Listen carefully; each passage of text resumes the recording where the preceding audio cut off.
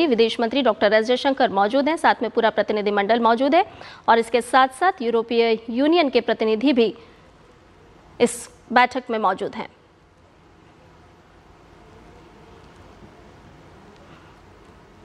तो भारत और ईयू के बीच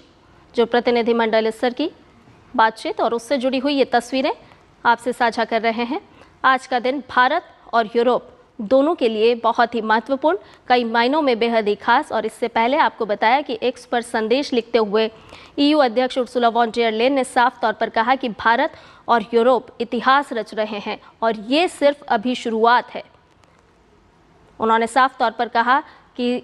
जो डील हो रही है, इस डील से दोनों पक्षों को बेहद ही लाभ मिलने वाला है। यूरोप और भारत इतिहास रच रहे हैं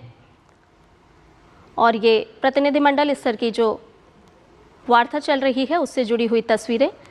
इस वक्त आपको बता रहे हैं। आज यूरोप और भारत इतिहास रच रहे हैं। एक्स पर ईयू अध्यक्ष उर्सुला वॉन डेर लेयन ने साफ तौर पर कहा कि हमने अब तक की सबसे बड़ी डील पक्की कर ली है। हमने 2 अरब लोगों का एक फ्री ट्रेड जोन बनाया है जिससे दोनों पक्षों को निश्चित तौर पर फायदा पहुंचेगा, लाभ मिलेगा।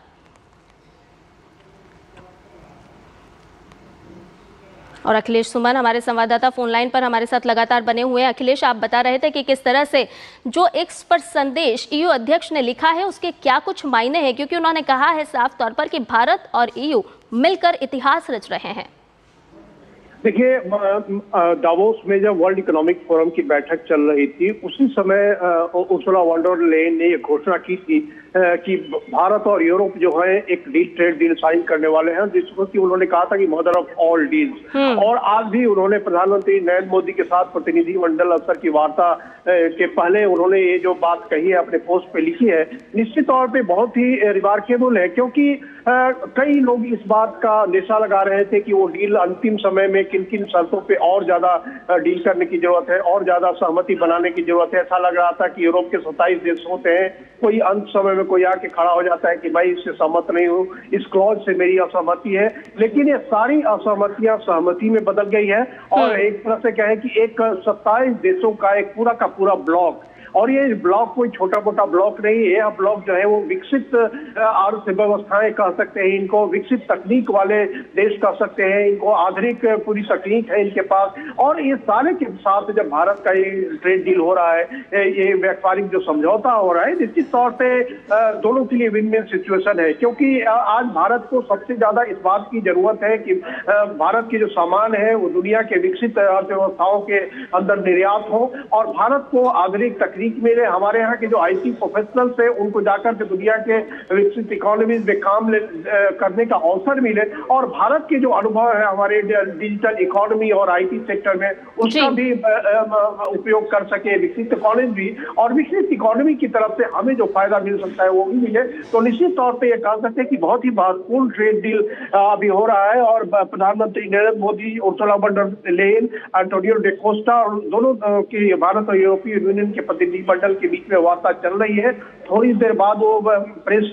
स्टेटमेंट देंगे और उसके बाद 4:30 बजे ये माना जा रहा है, 4:30 बजे का टाइम अभी टेंटेटिव है कि वाणिज्य मंत्री Piyush Goyal national media centre में भी इस जो डील हो रही है, इस डील के जो सारे पहलू हैं उन सारे पहलुओं के बारे में जानकारी देंगे। कितना बड़ा डील है, कितना आम है, किन किन क्षेत्रों में किन किन तरीके से हमें फायदा होने वाला है, ये सारी बातों की वो जानकारी देंगे। विक्रम मिश्री विदेश सचिव जो है वो भी उस प्रेस वार्ता में सम्मिलित होंगे और जो यूरोपीय यूनियन के जो प्रतिनिधि है उन प्रतिनिधियों में से भी कुछ लोग उसमें ट्रेड प्रतिनिधि खासतौर पर उस सम्मेलन में, प्रेस सम्मेलन में उपस्थित रहेंगे। तो एक कह सकते हैं कि आज 27 जनवरी का जो दिन है निश्चित तौर पे भारत और यूरोप के लिए एक ऐतिहासिक दिन है कि भारत जो दुनिया की सबसे बड़ी जनसंख्या है, सबसे बड़ा ट्रांसपेरेंट खुला बाजार है, और यूरोप जो है वो दुनिया की विकसित अर्थव्यवस्थाओं का एक समुच्चय है यूरोपीय यूनियन, उसके साथ ये ट्रेड डील हो रहा है। निश्चित तौर पे कहें कि कल गणतंत्र दिवस था, आज गणतंत्र दिवस के ठीक दूसरे दिन यह है कि ऐतिहासिक कदम जो है वो मील का पत्थर हो गया है भारत की विकास यात्रा में, और 2047 में जो विकसित भारत बनाने की जो परिकल्पना प्रधानमंत्री नरेंद्र मोदी ने रखी है उसकी ओर बढ़ता हुआ एक कदम कदम है जिसकी कह सकते हैं कि एक बहुत ही